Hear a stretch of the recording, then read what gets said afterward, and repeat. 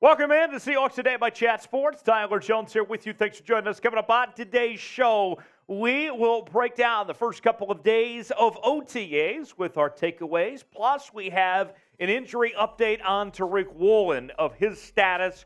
We'll tell you about all of that and more coming up in just a matter of moments. Before we do, folks, we are right on the verge of 38,000 subscribers here on the channel. Subscribe for free today and help us reach that next milestone. You may be wondering, what do I get if I subscribe? Well, first off, it's free, and you'll be a part of our daily news and rumors segments that we bring you, our live shows on Wednesdays, including tomorrow at 6 p.m. Eastern, 3 p.m. Pacific, and also you can join us for our watch parties during the season as well. Subscribe right now. Turn on notifications so you never miss a moment. YouTube.com/Seahawks TV to subscribe for free today. Let's start with Tariq Woolen. We found out today that he had knee surgery, and obviously that's going to jump off the page and be alarming, but the good news is with this surgery that he's expected to return in time for training camp. So it's not too bad, but the circumstances that it happened certainly is a bit of a head-scratcher. As he injured his knee, I kid you not, folks, while walking on the practice field a week ago. We're not making light of this situation at all, but you have to think, if you get injured walking, what could happen when he's running with guys around him and everything? I mean, it's not ideal, I'll put it that way. He did undergo arthroscopic knee surgery today, and as we mentioned, expected to be ready for training camp. But nonetheless, he's out. Now that Artie Burns signing all of a sudden makes a little bit more sense of the news of that deal yesterday, and with his injury occurring to Woolen last week with the surgery happening today. So no Tariq Woolen yesterday in OTAs. That also now makes sense as well of why Tariq Woolen is not out there. But at least we will see him back very soon based on the way things are going with this injury right now, it would seem. That's at least what we're told anyway right now. We'll continue to follow this story and get you more updates as we get more information. Our pit comment today, what is your concern level with Tariq Woolen's injury with this going on right now? For him to get hurt while he was walking, what's your concern level? Be honest, scale it for me 1 through 10 in the comments section. Tell me what you think your concern level is. 1 through 10, put a number on it. Let me know what you think in the comments section below. Number 2 on our takeaways so far from OTAs, it was very noticeable the lack of availability at the nose tackle position, in particular with experienced players at the nose tackle spot. Michael Sean Duggar of The Athletic had this to say about the situation. It appears Myles Adams will get a shot to be the starting nose tackle. He's the only healthy returning player with experience at the position, with Al Woods and Poona Ford gone and Brian Monet still recovering. The lack of experience at nose tackle could lead to Seattle playing more four-down nickel fronts and big nickel packages where Wagner is on the field with 5 men on the line of scrimmage and 5 defensive backs. So that's a little bit different. The Seahawks will adapt accordingly. I think that there's still a decent chance that we do see Seattle sign somebody and get some help in the interior of the defensive line. We heard Pete Carroll say not too long ago that they're not done yet as far as adding players this offseason, in particular on the defensive side of the ball. So I'll put it this way. Help is on the way. I think you're going to have more experience coming as far as that goes and potentially have some guys competing for that spot. But that's at least where things stand right now. Number 3 on our takeaways, Jaxon Smith-Njigba. We told you a couple days ago that he said he felt 100% healthy, that he was good to go. And although he was limited during rookie minicamp, so far in OTAs, everything looks like it fits, that he is backing up what he said just a few days ago, that he's all there good to go for this Seattle team as they move forward with these offseason activities. Here's Michael Sean Duggar of The Athletic on JSN. After sitting out most of rookie minicamp, first-round wide receiver Jaxon Smith-Njigba participated in the walkthrough and position drills Monday. I didn't see him in any of the 7-on-7 action, but the fact he's at least running routes on air and catching passes with the rest of the receivers is good news in terms of monitoring his hamstring injury. Smith-Njigba continues to look smooth in the limited time the media has been able to watch him practice this offseason. He's so impressive, very smooth route runner, natural hands.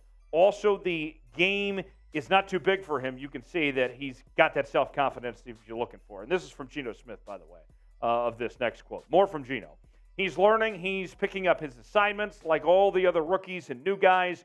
Jackson's been tremendous so far, and I'm looking forward to seeing him grow. So you've heard from the media. You've heard from Geno Smith both praising Jaxon Smith-Njigba for what he is bringing to the table and the role that he should fit in with his Seahawks offense. And all of that is good news.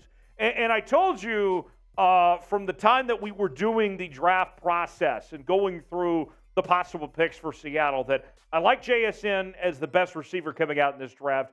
And I'm not concerned about this hamstring issue here. I didn't feel like it was something that should linger on after missing most of last year, that it's a hamstring injury. You should be able to go through that. And it seems like all signs point to that JSN's going to be fine. He's going to be okay and good to go and move on from this hamstring injury. So all of that is very good news there for JSN. Will Jaxon Smith-Njigba be the Seahawks' number 3 receiver? Will it be him? Will someone else emerge? We're going to talk about Dee Eskridge later on. I got some good news on Dee Eskridge we'll get to. What do you think? Is JSN that number 3 guy? Tell me what you think in the comments section. Y for yes, N for no. Will JSN be the Seahawks' number 3 receiver or not this year? Tell me what you think in the comment section. Y for yes, N for no. Got a little favor to ask of the 12s out there today. We want to get this video out to as many of the Seahawk fans as possible beyond just our regular viewers here on Seahawks Today. I need you to share today's video. So click the share button, select the Twitter icon, and click post to Twitter. And then if you tag me at Tyler Jones Live, and I'll retweet your tweet, okay? And here's the other thing I'll do. If you follow me, then I'm going to follow you back as well. So help me, help you. I rub your back, you rub my back. It works great, and we get more people to be a part of what we're doing here on the channel. So share this video, show us some love, and we'd certainly appreciate it because I got to tell you, you saw we're almost at 38,000 subscribers here on the channel. We are growing and got a good thing going here. And we want to keep growing and keep building this thing up. So share this video. We certainly would appreciate it. Tag me. I'll retweet you. Follow me. And I'll follow the first 10 people back that retweet and follow me on Twitter for more on today's show. Next up, the depth at safety has been on display so far the last couple of days. And obviously we're sitting here still waiting for Jamal Adams to make his full recovery, but things are looking pretty good elsewhere with Quandre Diggs, Julian Love, the newest addition for the New York Football Giants. And then I think people kind of forgot about Joey Blount as well. He's still around, and he's back and healthy. Here's more from the Seattle Times on the situation at safety for Seattle.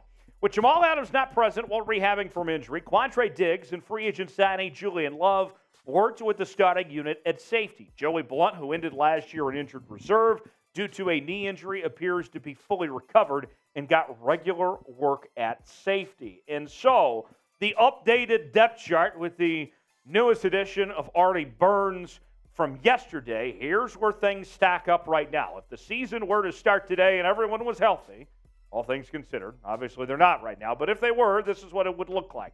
You would have Diggs and Adams starting at safety, Woolen and Witherspoon, your outside corners, with Kobe Bryant as your nickelback. Now, Julian Love, we've heard from Pete Carroll say that expect to see the 3-high safety thing go on at the safety position. We've also heard rumblings that he could play at nickelback.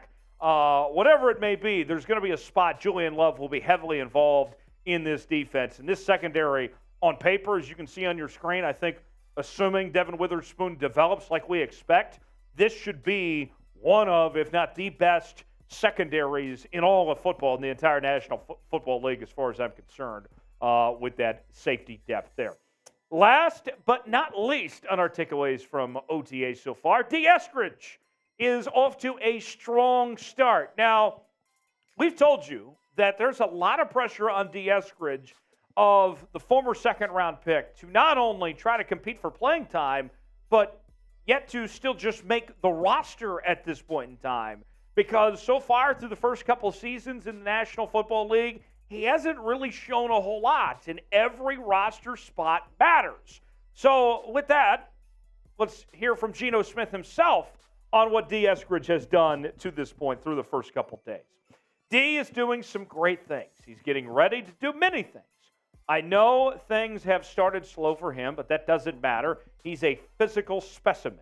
He's got everything it takes. He's studying his butt off. I've been with him every single day, and we are watching extra film, and he looks to be really taking that next step. And for Seattle, if Dee Eskridge does continue to develop and you're looking at him being that number 4 receiver, watch out. Also, don't rule out Dee Eskridge on special teams as well. So the more the merrier. Him, JSN, Tyler Lockett, DK Metcalf, all of a sudden you're looking at one of the best wide receiver rooms in the entire NFL.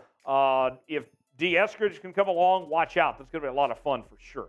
What's your biggest takeaway from OTAs so far at this point? Still got a few more practices left to go, but what's your biggest takeaway from what we've told you, or maybe you've heard from other people? Let us know in the comments section what stood out to you so far at this point through OTAs in the first couple of days. Before we go, the Seahawks made another signing since the last time we spoke to you here on Seahawks Today. Meet the newest Seattle Seahawks employee. That is Rye the dog. Rye, the Seahawks' newest employee, their latest addition to the team's turf crew. Rye's official title is Junior Wildlife Specialist. He's set to spend the bulk of his job patrolling the Seahawks' Virginia Mason Athletic Center practice facility in Renton. So how about that? Pretty cool. Welcome to the family, Rye. I mean, that's a great name, too. I'd have to think that he's going to be enjoying some whiskey or something, with a name like that. But Rye will be around if you're going to make your way out to training camp. Maybe you'll see Rye out there. But welcome to the crew, Rye. Good-looking dog there. Everybody loves dogs. What a way to end today's show with Rye, the newest member of the Seattle Seahawks. Hit me up on Twitter, Instagram, and Facebook at Tyler Jones Live. Heck, send me your dog photos as far as I'm concerned. I love dogs. Big dog guy. Big dog guy, big Seahawks guy. I'll see you next time here on Seahawks Today.